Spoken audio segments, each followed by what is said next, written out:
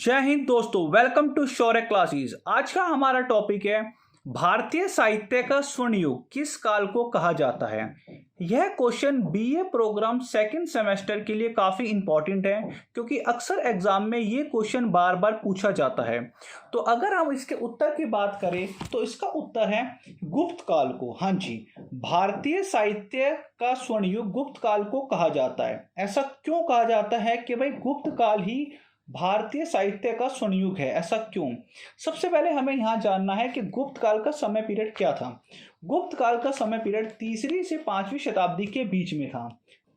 इन्हीं 200-250 सालों के बीच में ऐसे विद्वान आए जिन्होंने अपने साहित्यों से समाज का रूपरेखा ही चेंज कर दी। इसीलिए भारतीय साहित्य का स्वर्ण युग गुप्त काल को कहा जाता है। वो क्यों, अब हम बात करते हैं। आपके सामने कुछ आंसर आ रहा है जो इस प्रकार है कि भारतीय साहित्य का स्वर्ण युग गुप्त काल को कहा जाता है। वो इसलिए कहा जाता है क्योंकि इसी गुप्त काल के समय के अंतर्गत 4 प्रकार की कलाओं का विकास हुआ। जैसे स्थापत्य कला का काफी विकास हुआ, मूर्ति कला का काफी विकास हुआ, चित्रकला का भी काफी विकास हुआ, इसके साथ संगीत कला का भी काफी विकास हुआ। आज जो हम चित्रकला देख रहे हैं, आज जो हम संगीत कला सुन रहे हैं, आज जो स्थापत्य कला, जो मूर्ति कला है, इन सभी की स्थापना गुप्त काल के समय में हुई। इसीलिए गुप्त काल को भारतीय साहित्य का स्वर्ण युग कहा जाता है। अब एक एक करके हम इनके पॉइंटों पे आते हैं। भाई, स्थापत्य कला, मूर्ति कला, चित्रकला, संगीत कला, इन सब का विकास तो तभी माना जाएगा ना जब एक अच्छा राजनीतिक एकता स्थापित होगी या जब एक राजनीतिक शासन सुव्यवस्थित तरीके से स्थापित किया जाएगा। तो हम पहले पॉइंट में यह है लिख सकते हैं कि गुप्त काल का जो राजनीतिक एकता काफी अच्छी थी। उस समय जो प्रशासन की इकाइयां थी उनको सुव्यवस्था तरीके से चलाया जाता था। इसी के साथ साथ इस काल में संस्कृत साहित्य का फिर से जन्म हुआ। इस पॉइंट में ये कहा गया है क्योंकि संस्कृत के साहित्य को इससे पहले वाले कालों में, जैसे कि अगर हम वैदिक काल की बात करें, उस टाइम संस्कृत के साहित्य थे, परंतु वो बौद्ध धर्म तक आते आते उनका अस्तित्व धीरे धीरे समाप्त होना शुरू हो गया। फिर से ये उदय हुआ गुप्त काल में। इसीलिए इस काल में संस्कृत साहित्य का फिर से जन्म हुआ। हम कह सकते हैं दूसरे शब्दों में कि संस्कृत साहित्य का इतनी उन्नति ना तो पहले हुई और ना ही इस काल के बाद हुई। इसी के साथ साथ हम ये भी कह सकते हैं कि गुप्त काल से थोड़े समय पहले अगर हम कुषाण काल की बात करें तो कुषाण काल में अश्वघोष के द्वारा बौद्ध चरित्र को लिखा गया था और उसी समय में ही बौद्ध के जो धर्म पुस्तक है जिसे त्रिपिटक के नाम से जाना जाता है, उनका भी उल्लेख किया गया, उनकी भी रचनाएं की गई है। तो हम कह सकते हैं कि गुप्त काल के आसपास का जो समय था वो स्वर्ण युग की ओर अग्रसर हो रहा था। गुप्त काल को स्वर्ण युग इसलिए भी कहा जाता है क्योंकि उस समय जो रचनाएं की जाती थी वो पद और गद्य दोनों में ही की जानी आरंभ हो गई थी। हम ये भी कह सकते हैं कि कहानियों के माध्यम से और कविताओं के माध्यम से, दोनों ही माध्यम से रचनाएं की जानी शुरू कर दी थी। इसी के साथ साथ गुप्त काल में ही एक व्यक्ति था जिनको भारत का आइंस्टाइन के नाम से जाना जाता है। उन व्यक्ति का नाम था नागार्जुन। उन्होंने एक पुस्तक को लिखा जिनको माध्यमिक सूत्र के नाम से कहा जाता है। उनकी ये पुस्तक काफी ज्यादा फेमस थी। इसी के साथ साथ गुप्त काल में कवि कालिदास एक सितारे की भांति के रूप में चमके। कालिदास की कृतियां आज पूरे भारत में ना बल्कि पूरे विश्व में फेमस है। कालिदास ने अपनी रचनाओं से पूरे समाज को प्रभावित करा और आज भी पूरा समाज कालिदास की रचनाओं से प्रभावित हो रहा है। जैसे उनकी रचनाएं थी, जैसे अभिज्ञान शाकुंतलम, मेघदूत, ऋतुसंहार, ये ऐसी रचनाएं हैं जो कि गुप्त काल के समय में ही लिखी गई। इसीलिए गुप्त काल को भारत का स्वर्ण युग कहा जाता है। कालिदास के द्वारा लिखे गए 2 महाकाव्य भी हैं, जैसे कुमार संभव है, रघुवंशम है। इसी के साथ साथ अन्य विद्वानों ने भी उस टाइम पे कुछ पुस्तकें लिखी, जैसे विशाख दत्त के द्वारा मुद्रा राक्षस लिखी गई, जो कि इसी काल में गुप्तकालीन पुस्तक मानी जाती है।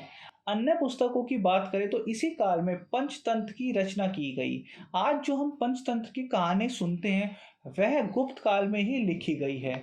इसीलिए हम कह सकते हैं कि भारत में संस्कृत साहित्य का जो स्वर्ण युग था वो गुप्त काल में था। क्यों? क्योंकि इतनी सारी जो फेमस पुस्तकें लिखी जाएगी, महाकाव्य लिखे जाएंगे, रचनाएं की जाएगी, तो वो एक प्रकार से फेमस हो जाएगा, वो काल ही पूरा फेमस हो जाएगा। इसके साथ साथ गुप्त काल जो धार्मिक साहित्य भी लिखा गया, जैसे हम बात करें पुराणों की। आज जो हम पुराणों का जो रूप आज हमने जो एक्सेप्ट करा हुआ है, पुराणों का आज का स्वरूप इसी काल में लिखा गया है। इसी के साथ साथ जो स्मृतियां साहित्य की रचना है वो भी इसी काल में दोबारा लिखी गई। हम कह सकते हैं जो वैदिक काल की जो जो स्मृतियां थी वो गुप्त काल में फिर से लिखी गई, और आज जो हम स्मृतियां पढ़ते हैं वो गुप्तकालीन स्मृतियों का ही एक अंग है। इसके बाद जो नीति शास्त्र को लिखा गया था वो भी गुप्त काल के समय में ही लिखा गया था। आज जो हम रामायण और महाभारत को पढ़ते हैं, उनको देखते हैं, वो जो आज वर्तमान जो रूप है वो गुप्त काल में ही अपनाया गया था। अर्थात हम कह सकते हैं रामायण और महाभारत जो स्वरूप आज है वो इसी काल में लिखा गया था। इसी के साथ साथ हम दार्शनिक साहित्य, उस टाइम के दार्शनिक साहित्य भी लिखे गए थे। इस काल में सांख्य दर्शन पर टीका लिखी गई जो कि गुप्तकालीन मानी जाती है। इस काल में मीमांसा सूत्रों पर टीका लिखी गई जो कि गुप्त काल का माना जाता है। इसी काल में वात्स्यायन ने न्याय दर्शन पर टीका लिखी। तो हम कह सकते हैं कि धार्मिक साहित्य लिखे गए, धार्मिक साहित्यों के साथ साथ दार्शनिक साहित्य को लिखा गया। इनके साथ साथ अनेक रचनाएं की गई, कालिदास के द्वारा अनेक रचनाएं की गई। तो इन्हीं सभी साहित्यों की जब एक साथ इतने सारे साहित्यों को लिखा जाएगा और वो साहित्य सभी एक से बढ़कर एक होएगी, तो इन्हीं इसीलिए गुप्त काल को एक स्वर्ण युग कहा जाता है। अब हम बात करते हैं ज्योतिष शास्त्र की। आर्यभट्ट द्वारा बताया गया था कि पृथ्वी गोल है। सबसे पहले भारत के एक व्यक्ति आर्यभट्ट के द्वारा ही बताया गया था कि पृथ्वी गोल है और पृथ्वी सूरज के चारों ओर चक्कर काटती है, मतलब घूमती है। तो हम कह सकते हैं कि ज्योतिष विद्या भी उस टाइम पे काफ़ी ज़्यादा विकसित और डेवलप हो चुकी थी, क्योंकि आर्यभट्ट द्वारा यह खोज लिया गया था कि पृथ्वी गोल है और पृथ्वी सूरज के चारों ओर घूमती है। इसलिए हम कह सकते हैं कि ज्योतिष शास्त्र के द्वारा, धर्म शास्त्र के द्वारा, नीति शास्त्र के द्वारा, अन्य संस्कृत साहित्यों के द्वारा उस समय में इतनी पुस्तकें लिखी गई हैं कि जो आज के लिए काफ़ी ज़्यादा इम्पोर्टेंट है। इसीलिए गुप्त काल को स्वर्ण युग कहा जाता है। इसके बाद हम बात करते हैं कि आर्यभट्ट द्वारा ज्योमेट्री की रचना भी उसी काल में की गई। हम सभी जानते हैं कि जो आज हम ज्योमेट्री का यूज़ करते हैं मैथमेटिक्स में, जिसको ज्योमेट्री या फिर त्रिकोणमिति के नाम से जाना जाता है, वो आर्यभट्ट के द्वारा ही बनाई गई थी। उसके रचयिता आर्यभट्ट ही थे। पाई आर का मान भी 22/7 आर्यभट्ट के द्वारा ही निर्धारित किया गया था। इसी के साथ साथ उस समय में भारत में जीरो की खोज की गई। जीरो की खोज करने का श्रेय एक भारतीय गणितज्ञ विद्वान ब्रह्मगुप्त को जाता है। ज्यादातर भारतीयों का मानना है कि आर्यभट्ट के द्वारा जीरो की खोज की गई, जो कि पूर्ण रूप से गलत है। जीरो की खोज ब्रह्मगुप्त के द्वारा की गई थी। इसी के साथ साथ गुप्त काल एक स्वर्ण युग इसलिए भी हम कह सकते हैं क्योंकि उस टाइम पे वास्तुकला, मूर्तिकला और चित्रकला, ये तीनों कलाएं काफी ज्यादा अपनी चरम सीमा पे थी। वो इसलिए क्योंकि अगर हम वास्तुकला की बात करें तो उस टाइम पे मंदिरों का शिखर युक्त जो नमूना था, जो स्ट्रक्चर था, वो इसी काल में बनना शुरू किया गया। इसी काल में विष्णु के 10 अवतारों का वर्णन इसी काल से संबंधित है। आज हम ये जानते हैं कि विष्णु भगवान के 10 अवतार हैं, जो कि हमें गुप्त काल में ही सबसे पहले हमें पता चले कि भाई विष्णु के 10 अवतारों का वर्णन जो आज हम जानते हैं वो सबसे पहले वर्णन उसी काल में किया गया था। इसी काल में अजंता की गुफाओं का निर्माण किया गया। इसी काल में कुछ बौद्ध स्तूपों को भी बनवाया गया तथा ये स्तूप गोलाकार होते थे। इससे पहले के जो स्तूप थे जो कि अशोक के काल में थे वो गोलाकार नहीं होते थे। गुप्त काल में ही सबसे पहले गोलाकार स्तूपों को बनवाया गया। इसी के साथ साथ गुप्त काल में ही शिव के अर्धनारी रूप की कल्पना की गई और शिव के अर्धनारी रूप की रचना भी की गई। इस काल में मूर्तियों के निर्माण के लिए मथुरा शैली का प्रयोग किया गया। इसमें वस्त्रों पर डिजाइन का प्रयोग किया गया। इससे पहले अगर हम कनिष्क काल की बात करें तो मूर्तियों को नंग अवस्था में छोड़ दिया जाता था, परंतु गुप्त काल में मूर्तियों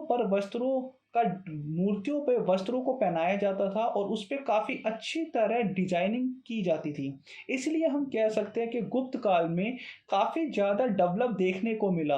वो मूर्तियों के रूप में भी, वस्तुकला के रूप में भी, चित्रकला के रूप में भी, और साहित्य के रूप में तो अभी हमने पढ़ा है कि कितने सारी रचनाएं गुप्त काल में की गई है। इसी के साथ साथ इसी काल में वात्स्यायन की पुस्तक कामसूत्र की रचना की गई, जिसमें 64 कलाओं का चित्रण किया गया। हाँ जी। इसलिए हम कह सकते हैं कि गुप्त काल को साहित्य का स्वर्णयुग कहा जाता है, क्योंकि इसी काल में इन इतनी सारी पुस्तकों को लिखा गया, इतने सारे मूर्ति कला की स्थापना हुई, चित्रकला की स्थापना हुई, संगीत कला की स्थापना हुई। अगर आप अपने एग्जाम में गुप्त काल के स्वर्ण युग में ये पॉइंट भी लिख के आते हो तो आप काफ़ी अच्छा स्कोर कर सकते हो। इतने पॉइंट भी आपके लिए काफ़ी होएंगे आपके 5 या 4 पेज भरने के लिए, क्योंकि आपको पूरे आंसर पॉइंटों में ही लिखने हैं। आप चाहो तो ऐसे लिख सकते हो कि भाई भारतीय साहित्य का स्वर्णयुग गुप्त काल है, क्योंकि गुप्त काल का जो समय पीरियड था वो 312 से लेके 520 के आसपास था। इसी काल में ही भारत में स्थापत्य कला का, मूर्ति कला का, चित्रकला का, संगीत कला का उदय हुआ और काफ़ी ज़्यादा विकास हुआ। अब हम यहाँ पे स्थापत्य कला को थोड़ा एक्सप्लेन कर सकते हैं। स्थापत्य कला में आ जाती हैं उस टाइम पे जो निर्माण किया गया है, जैसे जो मंदिरों की बनावट है, जो भवनों की बनावट है, वो स्थापत्य कला में आ जाती है। मूर्ति कला के अंदर आ जाता है उस टाइम की जो मूर्ति है, जो कि गंधार शैली की मूर्तियां हैं। इससे पहले की जो मूर्तियां होती थी उन मूर्तियों में वस्त्रों को नहीं पहनाया जाता था, उन मूर्तियों को अर्धनग्न छोड़ दिया जाता था।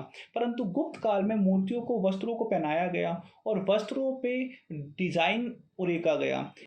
इसके बाद हम चित्रकला की बात करते हैं तो गुप्त काल की चित्रकला भी काफ़ी ज़्यादा उन्नत थी।